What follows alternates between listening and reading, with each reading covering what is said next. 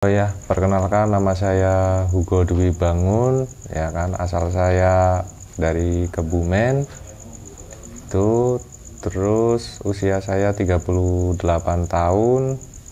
Dulu aslinya saya seorang Katolik, itu kan. Nah, sekarang saya sejak 2016 saya itu memilih untuk memeluk agama Islam sebagai keyakinan saya. Mas Hugo, bisa diceritain nggak cerita tentang perjalanan spiritualnya Mas Hugo nih? Bisa akhirnya Mas Hugo bisa memilih agama Islam, seperti apa? Oh iya, ini ceritanya kan dulu saya juga SMP itu sekolah di salah satu yayasan Katolik, ya kan, di SMP Pius Bakti Utama Gombong. Di situ memang murni yayasan Katolik, ya kan. Waktu itu saya di SMP itu pernah mengatakan ke orang tua saya bahwa saya ingin pindah agama ke agama Islam. Tetapi orang tua saya itu belum mengizinkan karena dengan alasan saya ini belum cukup dewasa untuk mengenal agama lain seperti itu. Nah, memang saya Katolik dari lahir, dibesarkan dengan agama Katolik, keluarga besar saya juga Katolik gitu kan. Sekarang juga keluarga saya juga masih Katolik gitu. Nah, dari perjalanan itu saya sekolah di yayasan Katolik, saya juga sering ke gereja itu kan, setiap minggu, setiap Natal Paskah juga saya sering ke gereja. Tetapi entah kenapa saya juga merasa heran atau bagaimana, saya sendiri juga tidak tahu apa yang saya rasa dalam perjalanan saya sebagai seorang Katolik. Saya tidak menemukan sebuah kenyamanan di hati, saya juga tidak menemukan apa itu kedamaian, apa itu ketuhanan. Ya, saat itu sih saya cuma menjalani, ya datang ke gereja, ketemu temen, ya kan, bersama keluarga, ya cuma hanya sekedar itu saja.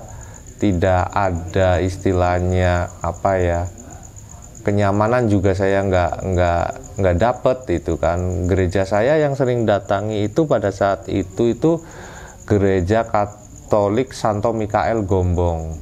Itu di sana saya sering ke gerejanya itu kan. Di sana pun ya saya tidak tidak menemukan ketuhanan yang sesungguhnya itu seperti apa itu kan.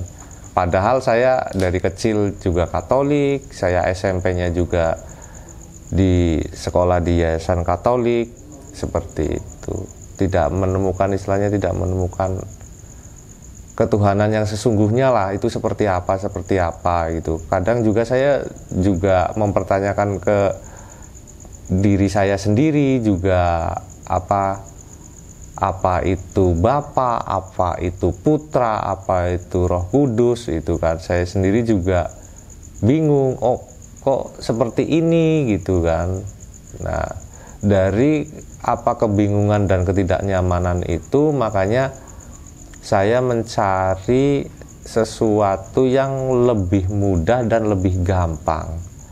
Nah, dari situ saya memutuskan untuk memilih untuk memeluk agama Islam. Nah, kebetulan pada saat itu 2016 saya juga mohon izin kepada orang tua, ya kan, karena ketidaknyamanan di situ, makanya saya izin kepada orang tua, kepada Bapak Ibu, Pak Bu, saya mau memutuskan untuk memeluk agama Islam seperti itu. Karena di situ saya di Katolik itu saya tidak menemukan sebuah kenyamanan, kedamaian seperti itu. Ya saya mencari keislaman, ya kan, saya ngelihat teman-teman saya, apalagi itu di saat-saat bulan Ramadan tuh, saat-saat mereka traweh, mereka sahur, itu saya melihat mereka itu begitu senang, bergembira, itu kan. Itu tidak saya temukan di agama Katolik, kegembiraan itu seperti itu. Makanya akhirnya saya mencari itu Islam itu seperti apa, cara masuk Islam seperti apa, tata cara ibadahnya seperti apa itu. Dan akhirnya saya juga nanya, ya kan, ke teman-teman, juga baca-baca, lihat-lihat di sosmed Islam itu seperti apa itu. Agama Islam kan sholatnya banyak tuh, beda sama orang Kristen kan? Iya, betul. Nah, kenapa Mas Hugo itu bisa bilang Islam itu lebih mudah dan lebih menyenangkan? Kenapa itu? Saya bilang lebih mudah, lebih menyenangkan karena saat itu saya harus bangun pagi, perjalanan dari rumah ke gereja itu sekitar 1 jam, dan itu menurut saya, kok harus seperti ini ya, mengenal Tuhan, datang ke Tuhan, itu kan, kok susah itu kan, dengan perjalanan jauh, harus bangun pagi, melakukan perjalanan yang begitu jauh, ya kan. Saya tertariknya ke Islam itu mengatakan saya gampang, mudah itu, ya kan, dimanapun, kapanpun, asalkan itu bersih, itu bisa untuk beribadah.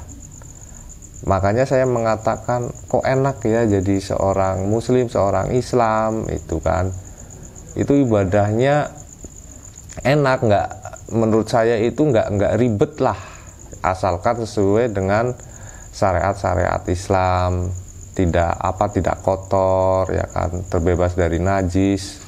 Itu bagi saya itu menyenangkan lah. Dimanapun, kapanpun saya bisa beribadah. Tidak pada waktu itu, pada saat saya Katolik kan harus menempuh perjalanan sekitar 1 jam. Itu pun hanya seminggu sekali, itu kan. Saya memberanikan diri bersahadat memang sudah tekad bulat saya melihat sebuah keindahan, ya kan, sebuah kegembiraan. Di Islam justru saya melihat itu kan. Akhirnya saya bertekad bulat, udahlah, saya memutuskan untuk menjadi seorang Muslim atau seorang yang berkeyakinan agama Islam, seperti itu. Itu melakukan syahadatnya di mana, Mas? Saya melakukan syahadatnya di KUA, Kantor Urusan Agama Kecamatan Padureso, Kabupaten Kebumen, pada sekitar tahun 2016, seperti itu. Nah, ini surat syahadatnya juga ada, itu kan.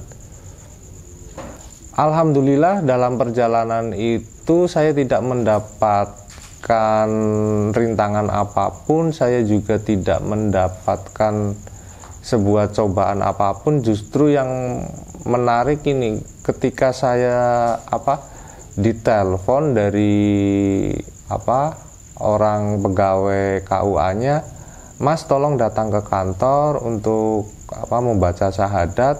Ya, saya sungguh sangat gembira dan sangat bersemangat datang ke sana. Biasanya itu kalau ditempuh perjalanan itu sekitar 20 menitan, karena saking semangatnya, saking senangnya itu kan, karena ditelepon untuk membaca 2 kalimat syahadat itu saya tempuh, karena saking senangnya itu sekitar 10 menit lah, itu saking saya senangnya, saking saya gembiranya mendapatkan kabar untuk segera ke Kantor Urusan Agama Kecamatan Padureso.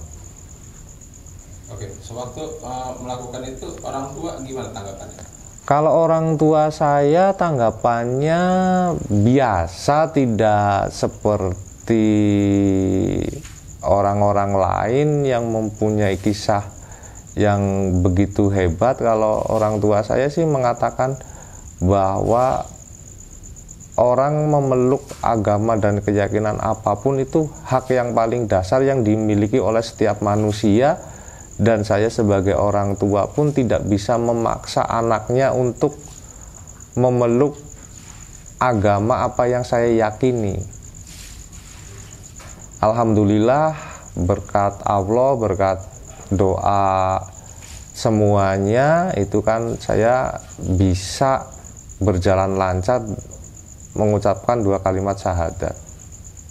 Saya belum pernah bertanya, dan cuma saya dalam kebingungan ini. Kalau di dalam Katolik kan di dalam doanya itu bunyinya seperti ini, atas nama Bapa, Putra, dan Roh Kudus, seperti itu. Saya itu bingung sendiri, ada Bapa, ada Putra, ada Roh Kudus, kayak gitu kan. Nah, saya juga kadang bingung itu kan, kok ini ada Bapa, bapaknya siapa gitu kan, putranya putra siapa, rohnya itu roh-roh siapa, seperti itu. Sebetulnya ya juga saat-saat saya sudah beranjak bisa menganalisa ya kan, sejak usia ya sekitar 12-13an itu saya sudah mulai mempertanyakan itu kan di dalam diri saya. Saya terus terang tidak mempunyai keberanian untuk menanyakan itu ke para pastor-pastor atau para pelayan-pelayan gereja yang ada di situ. Saya tidak berani menanyakan itu kan. Tetapi di dalam hati dan pikiran saya juga selalu menanyakan, kok ini ada Bapa, ada Putra, ada Roh Kudus. Itu di dalam kebingungan itu ya terjadilah itu sebuah pertanyaan besar di dalam pikiran dan hati saya. Oke, waktu lagi mau memilih agama Islam, nggak ada rasa ketakutan. Oh, kan banyak nih oknum-oknum di Islam ya, bukannya di agamanya tapi di manusianya. Iya. Oh, yang suka mabuk lah, yang suka inilah, yang nggak bener lah. Nah, kalau Mas Hugo sendiri gimana melihat seperti itu? Kalau saya tuh lebih inget kata-kata Ustadz Felixio yang mengatakan seperti ini. Jika kamu melihat orang Islam itu nanti keimanan kamu akan goyah, tetapi kamu itu harus melihat Islamnya. Nah, saya justru lebih melihat ke Islamnya, tidak melihat orang-orang Islamnya. Karena saya juga berpikir kalau melihat orangnya, yang namanya manusia kan penuh dengan istilahnya cobaan, salah, hilaf. Nah, kalau kepengen melihat keindahan, yang lihat di Islamnya, jangan melihat ke orangnya. Kalau perbedaannya seperti tadi yang saya ceritakan gitu kan, saya lebih nyaman ketika saya mengambil air wudhu, ya kan, terus membersihkan tempat ibadah itu dimanapun kapanpun itu begitu mudah. Nah, sedangkan di Katolik kan harus menuju ke gereja itu kan, untuk beribadahnya harus menuju ke gereja. Nah, di situ saya agak kurang suka lah, ya kan. Saya harus bepergian, ya kan. Kenapa saya harus bepergian itu kan, dengan jarak yang begitu jauh, ya kan. Toh yang namanya Tuhan Allah itu kan maha besar, ya kan, maha segalanya. Kenapa itu harus terjadi pembatasan-pembatasan, padahal dimanapun kapanpun itu bisa. Nah, di situ perbedaannya antara Katolik dan Islam di situ. Emang kalau di Katolik sendiri nggak bisa berdoa, kan dia ada doa Bunda Maria atau doa buat tidur atau doa apa di ini kan ada, bisa kan seperti itu kan? Iya, ada misalnya kayak doa pagi, doa siang, doa malam itu kan. Tapi kan dianjurkan juga ada yang apa ya, kalau nggak salah nih ya, dari 10 perintah Allah tuh ya kan, kuduskanlah hari Tuhan, atau istilahnya kuduskanlah hari Sabat. Berarti itu kan saya harus apa ya, di dalam perintah itu kan saya harus menuju ke tempat ibadah, ke gereja kayak gitu kan. Sedangkan gerejanya itu kan jauh itu. Nah di situ saya sudah apa ya, tidak ada ketertarikan lah di situ untuk melakukan kepergian ke gereja, juga tidak ada ketertarikan karena terlalu jauh. Itu kalau doanya ya memang ada sih, misalnya kita mau doa itu di rumah pun bisa, tetapi kalau untuk sesuai dengan perintahnya berarti kan kita harus ke gereja tuh ya kan, karena ada hari Sabat itu kan, kuduskanlah hari Tuhan. Makanya apa, itu harus mau nggak mau itu kan harus ke gereja. Itu doanya sih dimanapun bisa, tetapi kan apa, kalau di bahasanya ini apa, orang Islamnya sholatnya ya kan tidak bisa dimanapun itu. Kalau ya, kalau umat Islam kan ada juga yang harus sholatnya di masjid, kayak sholat Jumat misalnya. Iya betul. Itu gimana? Ya kalau sholat Jumat itu bagi saya tidak masalah, karena dimanapun saya bisa menemukan masjid. Ya kan, bukan sebuah halangan besar untuk menemukan sebuah masjid di Indonesia. Itu tidak ada apa ya, istilahnya sebuah halangan untuk menemukan masjid itu. Oke, berarti kalau di Kristen itu, kalau gereja Katolik itu memang harus gereja Katolik, memang harus di situ, nggak bisa ke gereja Protestan, nggak bisa ya? Nggak bisa. Kita harus apa ya, harus ke gereja Katolik ya ke Katolik, karena tata caranya juga beda itu kan. Saya pernah diajak sama teman saya menemani teman saya di gereja Kristen Batak di daerah Jogja, itu pun menggunakan bahasa Batak itu kan. Tata caranya amat sangat beda dengan Katolik. Kristen dengan Katolik itu tata cara ibadahnya beda itu. Oke.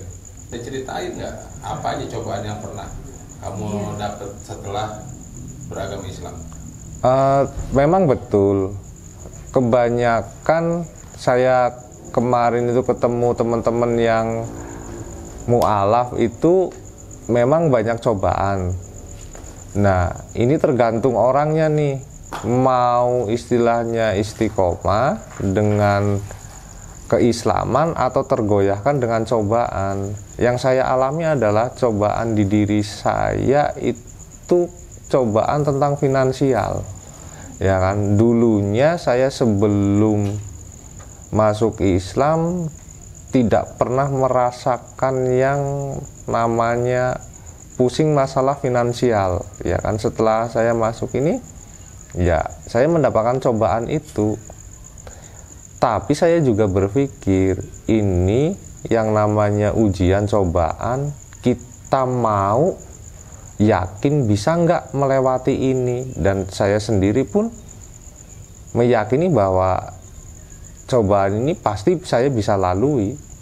Yang sangat-sangat bikin ente merasa sempat goyah itu apa? Di mana dan seperti apa? Dan yang merasa goyah itu kalau di 2020 itu saya juga mendapatkan cobaan finansial, tetapi itu saya tertolong oleh keluarga istri saya yang Islam tuh. Kan keluarga besar istri saya seorang Islam Muslim. Nah di situ keluarga saya banyak membantu tuh, dari pihak keluarga istri banyak membantu saya itu kan. Satu. Terus yang paling terparah itu saya justru di tahun 2024 bulan Juni. Itu memang cobaan yang paling parah yang pernah saya alami. Saya pernah berpamitan kepada istri saya ingin mengakhiri hidup saya. Tetapi sang istri itu mengatakan, ingat ya, istighfar ya, ada anakmu, ada saya, gitu kan. Pokoknya titik terendah saya itu pada bulan Juni 2024 seperti itu. Saya pengen mengakhiri hidup saya pengen bunuh diri karena saya minta tolong ke siapapun itu tuh nggak ada yang istilahnya mau membantu. Ya kan, sedangkan tagihan saya itu memang harus betul-betul ada, uang itu harus di saat itu kurang lebih sekitar, pokoknya total tagihan saya itu sekitar 15 jutaan lah, itu uang harus ada. Sedangkan saya mengeluh itu kan ke salah satu lembaga, ya kan, lembaga mualah pun entah itu betul-betul orangnya atau enggak, itu pun saya tidak mendapatkan respon. Hanya setidaknya kalau tidak membantu ya mendengarkan atau menghibur saya. Akhirnya saya dalam kebingungan keuangan saya, finansial saya, terbesitlah jalan pintas. Tapi syukur alhamdulillah, berkat Allah, ya kan, berkat istri juga, anak juga, akhirnya saya itu tersadarkanlah bahwa ini ujian yang memang harus saya lewati, harus saya jalani, dan harus saya selesaikan. Nah, ceritanya seperti ini. Di dalam kebingungan itu saya menghubungi nomor, ya saya mencari nomor atau sebuah yayasan atau lembaga itu yang namanya cabang Jakarta Selatan. Pada saat itu kan saya masih kerja di daerah Pasar Minggu. Nah, saya itu mencoba, tolonglah Pak, saya ini lagi kebingungan, saya merantau. Saya bingungnya kayak gini, itu saya meninggalkan anak yang usianya belum genap 1 bulan, ya kan. Umur 2 minggu saya tinggal merantau demi mengejar keuangan saya biar bisa mencukupi kebutuhan keluarga. Nah, ceritanya itu saya menemukan tuh cabang Jakarta Selatan. Nah, saya WA, chat, telepon gitu kan. Ya responnya hanya sekedar saja, dan akhirnya nomor tersebut mengarahkan, memberitahu saya untuk bertemu seseorang yang bernama Iwan. Nah, di dalam chat tersebut, ini tolong Mas Hugo ketemu dengan yang namanya Ustadz Iwan. Nah, akhirnya saya ketemu dengan Ustadz Iwan itu. Posisi saat itu Ustadz Iwan itu sedang di Cibubur. Nah, posisi saat itu saya masih di Pasar Minggu, ya kan. Saya bingung juga, dilema juga, ya kan, masih bingung tuh. Nah, itu dalam kebingungan saya itu inget banget, itu pas hari Senin saya tidak bekerja, izin dari kerjaan saya cuma jalan mondar-mandir seperti orang gila. Nah, menunggu jawaban dari Ustadz Iwan. Akhirnya Ustadz Iwan mengabari, silahkan Mas, kalau pengen ketemu, pengen curhat, silahkan ketemu saya di Cibubur. Nah, di situ saya juga kebingungan, sedangkan saya tidak mempunyai uang untuk ke Cibubur, ya kan. Akhirnya saya berpikir bagaimana caranya agar saya menemukan sebuah solusi atas permasalahan saya. Akhirnya saya memohon ke teman, itu teman saya namanya Kipli, panggilannya Kipli. Pli, ini saya lagi kebingungan, ya kan, dan saya itu disuruh bertemu dengan orang yang bernama Ustadz Iwan. Saya tidak mempunyai biaya untuk ke sana. Akhirnya Kipli memberi pinjaman itu 100.000. Dengan uang 100.000 itu, dengan modal nekat, ya kan, saya ke Cibubur. Nah, di sana saya ketemu dengan Ustadz Iwan, ya kan. Saya ceritalah, itu kan, segala permasalahan saya, ujian saya, ya kan. Akhirnya di sana, ya kan, saya ketemu Ustadz Iwan di Cibubur di salah satu apartemen, itu kan. Di sana saya juga ketemu dengan kawannya, gitu kan. Akhirnya saya pun diajaklah oleh Ustadz Iwan ke sebuah yayasan, dipersilahkan masuk, ya kan, dilayani dengan ramah. Pokoknya dari awal sampai akhir di sana saya merasa yang namanya sesama muslim saudara itu saya merasakan. Dulu saya bekerja di salah satu perusahaan BUMN yang berurusan dengan lembaga pembiayaan. Karena adanya ketidakcocokan saya dengan pimpinan, ya kan, dengan cara kebijakan pimpinan terhadap saya sebagai pegawainya, akhirnya saya memutuskan untuk memilih resign dari pekerjaan itu, ya kan. Karena sekian lama nganggur, akhirnya saya teleponlah, ya kan, teman saya yang namanya Licung sama Kipli. Saya telepon, tolong, karena saya tuh nganggur, ya kan, sudah lama nganggur dan saya harus mencukupi kebutuhan hidup saya, anak istri saya, ya kan. Ini sebentar lagi istri saya mau melahirkan, tolonglah beri saya pekerjaan. Nah, kebetulan Licung dan Kipli mengizinkan saya untuk bekerja. Karena mereka itu kerja di proyek bangunan, akhirnya saya itu kerja di bangunan. Nah, sekarang saya bekerja sebagai kuli bangunan. Dari perjalanan itu, ya kan, saya juga sangat berterima kasih kepada teman-teman saya yang telah memberikan kesempatan saya bekerja.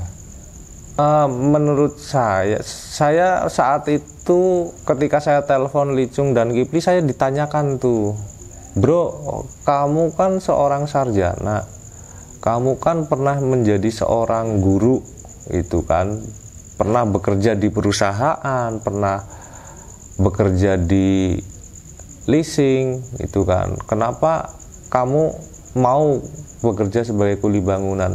Bagi saya, semua pekerjaan, apapun itu pekerjaannya, asalkan halal, bagi saya itu sebuah pekerjaan yang mulia. Ya kan, saya juga ditanyakan, nih, apakah kamu nggak malu? Enggak, saya nggak malu, ya kan, karena saya memang niat bekerja mencari nafkah untuk keluarga saya. Saya ya banggalah saat ini, memang betul-betul bangga, dan saya sering sekali mengatakan ke teman-teman, ya kan, saya sekarang kerja di proyek bangunan, jadi kuli bangunan, itu. Saya istilahnya tidak malu, ya kan, walaupun lulusan saya itu S1. Oh ya, ini saya posisi sekarang berada di Kelurahan Pisangan, Ciputat Timur, dan ini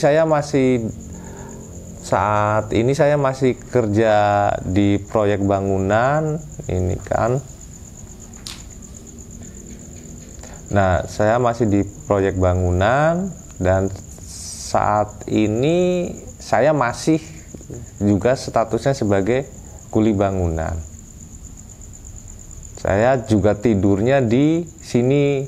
Ya mungkin banyak orang yang tahu lah kalau seorang kuli bangunan tinggalnya di bedeng, ya tidur seadanya, makan juga seadanya. Yang penting istilahnya badan kita sehat, makan kita kenyang. Itu kita tidak memikirkan yang istilahnya gengsi atau apapun. Itu yang penting pikiran kita mencari nafkah untuk keluarga.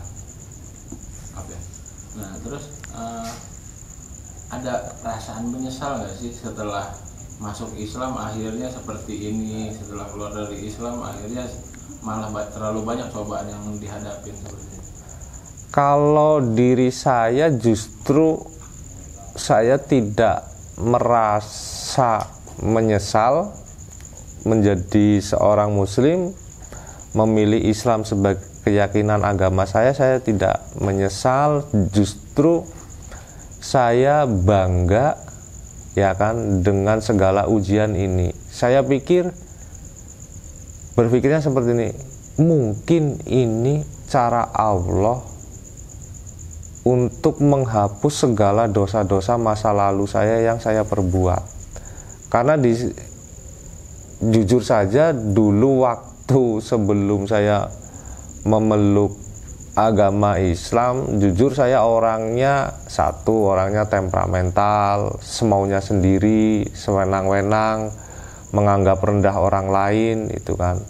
Akhirnya betul-betul saya di dalam Islam ini betul-betul bisa mengambil hikmahnya, betul-betul saya mendapatkan hidayahnya, bahwa Allah itu dengan kekuasaannya itu bisa memberikan ujian secepat mungkin, bisa mengangkat derajat manusia secepat mungkin. Karena kejadian ini justru saya lebih menemukan yang namanya betul-betul kebesaran Allah itu justru saya menemukan di saat titik ini. Justru di titik sebelumnya saya orang yang istilahnya semaunya sendiri. Kalau keluarga taunya cuma saya kerjanya sebagai kuli bangunan. Istri pun tahu kerjanya saya sebagai kuli bangunan. Sampai saat ini keluarga memang tidak tahu cobaan saya, ujian saya, ya kan, tidur seadanya, ya kan, yang penting itu tidak kepanasan, tidak kehujanan, ya kan, tidur pakai triplek, ya kan, cuma berbantalkan tas. Itu memang mereka tidak mengetahuinya. Kenapa mereka tidak mengetahuinya? Karena saya sendiri yang tidak bercerita. Biarkan istilahnya derita ini, ujian ini biar saya yang tahu. Mereka cukup tahu apa hasil yang telah saya kerjakan. Prosesnya seperti apa, saya berpikir mereka tidak tahulah. Saya juga berpikirannya tidak usah bercerita kepada orang tua atau kepada istri saya. Saya memang tidak berkeinginan cerita seperti itu. Kenapa saya tidak ingin bercerita seperti itu? Justru kalau saya bercerita itu akan menambah beban-beban mereka. Oke. Nah, tapi ini kan nanti video yang kita ini kan akan ditayangin di YouTube. Seandainya mereka mengetahui apa yang nanti kita tayangkan, gimana? Dan Mas Hugo mau ngomong apa sama istri dan anak-anaknya? Kalau anak istri saya tahu karena ini mau ditayangkan di YouTube, ya kan, cukup doakan saya, ya kan, untuk istri saya. Terima kasih.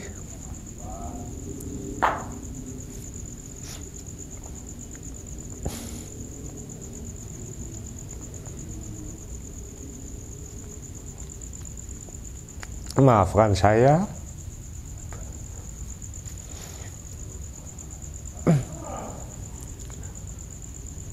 belum bisa menjadi seorang suami atau ayah seperti ayah-ayah yang lain, seperti suami-suami yang lain.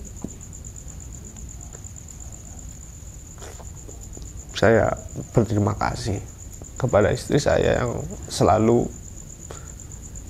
setia mendampingi saya. Oke, kalau untuk anak Mas, pasti kan kangen nih sama anak. Iya. Apalagi dari kecil ditinggal. Iya. Mau ngomong apa sama anak? Untuk anak saya yang pertama, Siapa namanya? namanya Renan Kaenov Damavago. Itu Vagonya singkatan nama istri saya dan saya itu. Untuk Renan, tolong jaga mama sama adik. Itu kan buat anak saya yang nomor kedua, Ataki, cepat besar, ya kan. Untuk kedua anak saya, ya kan, jadilah anak yang berbakti kepada orang tua, kepada agama Islam, itu kan. Buat anak Renan khususnya, ya kan, jangan lupa belajar agamanya, jangan lupa ngaji. Mohon doanya, ya kan, untuk istri saya. Doakan saya sehat selalu, diberi kekuatan untuk menghadapi segala hal, ya kan. Pokoknya doakanlah segalanya yang terbaik untuk diri saya. Untuk anak saya juga jangan lupa doakan bapakmu ini yang sedang berjuang untuk kalian semua. Untuk para teman-teman mu'alaf, ya kan, kalau saya berpikirnya kayak seperti ini, apa yang kalian putuskan itu harus dipertanggungjawabkan. Jangan bermain-main dengan segala pilihan dan keputusan yang telah kalian pilih. Apapun bentuknya, apapun ujiannya, carilah, betul-betul carilah nikmat, syukur, kebahagiaan di situ. Karena menurut saya, pengalaman saya, kebahagiaan itu bukan selalu tentang materi, uang, dan lain-lain segalanya, kekuasaan atau apa, seperti itu. Justru saya bisa menemukan kebahagiaan itu di saat-saat saya seperti ini. Itu jangan, istilahnya jangan mudah menyerah, jangan gengsi. Pokoknya untuk teman-teman mu'alaf yang lain, teruslah bekerja, teruslah berusaha. Apapun pekerjaanmu saat ini adalah pekerjaan yang terbaik. Saya mohon doanya, dan terutama saya berdoa untuk diri saya sendiri. Semoga saya tetap istiqomah di jalan kebenaran, di jalan kebaikan, menjadi seorang muslim, seorang Islam yang baik, tetap istiqomah apapun ujiannya, gitu kan. Saya juga mohon doanya kepada para penonton dan para teman-teman semua yang seperti saya yang mu'alaf, itu kan. Semoga saya diberi kekuatan lah, khususnya untuk diri saya, gitu kan. Dan teman-teman juga jangan lupa mendoakan diri sendiri dan saya. Semoga kisah saya ini bisa menjadikan sebuah pelajaran atau edukasi, bisa menginspirasi para mu'alaf yang lain yang sedang menghadapi cobaan. Dan juga semoga apabila ada kebenaran dan kebaikan dari cerita saya, itu semata-mata karena Allah. Dan apabila ada kesalahan, itu memang betul-betul karena dari diri saya. Sekian dan terima kasih. Wassalamualaikum warahmatullahi wabarakatuh.